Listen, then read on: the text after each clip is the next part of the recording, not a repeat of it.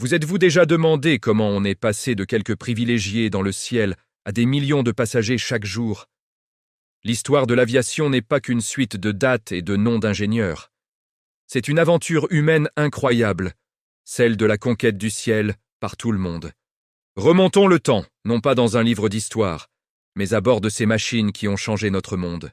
Imaginez un instant. Le bruit assourdissant d'un moteur à piston, les vibrations d'une carlingue en bois et en toile. Nous sommes au début de l'aviation.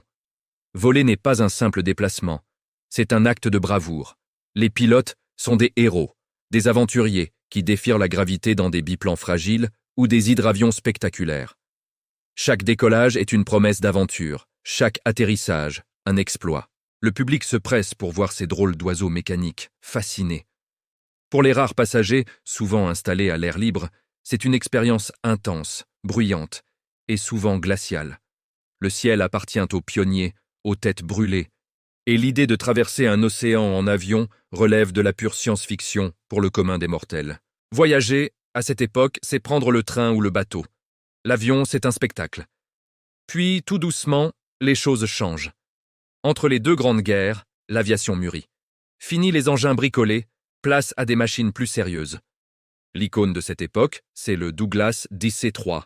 Pour la première fois, un avion est fiable, relativement confortable et peut transporter une vingtaine de passagers de manière rentable. C'est la naissance du véritable transport aérien. Mais attention, ne vous y trompez pas. Prendre l'avion reste un luxe absolu, réservé à une élite richissime. Des stars de cinéma, des hommes d'affaires, des politiciens. À bord, c'est le grand jeu. Les sièges sont de véritables fauteuils en cuir, on vous sert des repas gastronomiques dans de la vaisselle en porcelaine avec des couverts en argent. Le service est impeccable, digne des plus grands palaces. C'est une expérience exclusive, un club très fermé qui vole au-dessus des nuages. Pour la grande majorité de la population, regarder un DC-3 traverser le ciel, c'est comme regarder une limousine passer dans la rue. Un rêve inaccessible. Et puis, un son nouveau déchire le ciel. Un sifflement strident qui remplace le vrombissement des hélices. C'est l'arrivée du jet. Le Boeing 707 change toutes les règles. Il vole plus haut, plus vite et plus loin que n'importe quel avion avant lui.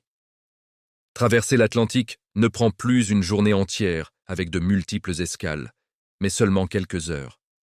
C'est une révolution. Voyager en avion devient synonyme de modernité, de glamour. C'est l'ère Mad Men. Avec ses nouveaux jets, un nouveau métier emblématique voit le jour, celui d'hôtesse de l'air. Elles ne sont pas de simples serveuses, elles sont l'incarnation de l'élégance et du service à la française ou à l'américaine. Leur présence rassure les passagers, encore un peu anxieux face à cette nouvelle technologie. Voyager en jet, c'est le summum du chic. Les cabines sont spacieuses, les uniformes sont dessinés par de grands couturiers. Mais encore une fois, ce rêve a un prix. Les billets coûtent l'équivalent de plusieurs mois de salaire d'un travailleur moyen. Le ciel s'est rapproché, mais il reste un privilège. Le vrai tournant, la démocratisation massive, arrive avec un géant. Un avion si grand qu'on le surnomme le Jumbo Jet. Je parle bien sûr du Boeing 747. Quand il apparaît à la fin des années 60, c'est un choc.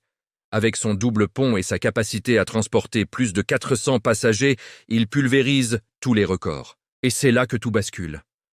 En transportant autant de monde d'un seul coup, les compagnies peuvent enfin baisser drastiquement le prix des billets. Pour la première fois de l'histoire, le voyage long courrier devient accessible non plus seulement aux millionnaires, mais aussi à la classe moyenne. Une famille peut désormais envisager de passer ses vacances en Floride ou de visiter ses cousins en Europe. Le 747 n'est pas juste un avion, c'est un symbole d'ouverture sur le monde. Il a mis des destinations lointaines à la portée de millions de gens. Il a créé le tourisme de masse tel que nous le connaissons. Voyager en 747, c'est faire partie d'un événement. Monter son escalier en colimaçon pour accéder au pont supérieur, c'était une expérience en soi. Ce géant des airs a littéralement redessiné la carte du monde pour le voyageur ordinaire. Et nous voilà aujourd'hui. L'avion est devenu un moyen de transport presque banal. Pensez à l'Airbus A320 ou au Boeing 737. Ces avions sont les véritables chevaux de bataille du ciel moderne. Ils sont partout, tout le temps. Ils ne sont peut-être pas aussi glamour que le Concorde ou aussi impressionnants que le 747. mais leur efficacité est redoutable. Ils ont permis l'explosion des compagnies low cost, qui ont poussé la logique de la démocratisation à son paroxysme. Avec eux, la notion de classe économique est devenue la norme. Fini les repas gastronomiques pour tout le monde, place à l'optimisation de l'espace pour faire baisser les coûts. On peut désormais traverser l'Europe pour le prix d'un repas au restaurant. Le monde n'a jamais été aussi petit, aussi accessible. On peut partir en week-end à Lisbonne, faire un stage à Montréal ou visiter les temples d'Angkor presque sur un coup de tête, ce qui était un exploit héroïque il y a un siècle, un luxe inouï il y a 60 ans, est devenu une simple commodité. Cette histoire, c'est la nôtre. C'est celle d'un rêve d'Icare qui est devenu une réalité pour des milliards de personnes. Des biplans en bois aux jets ultra efficaces, chaque étape a été une marche de plus pour rendre le ciel accessible à tous.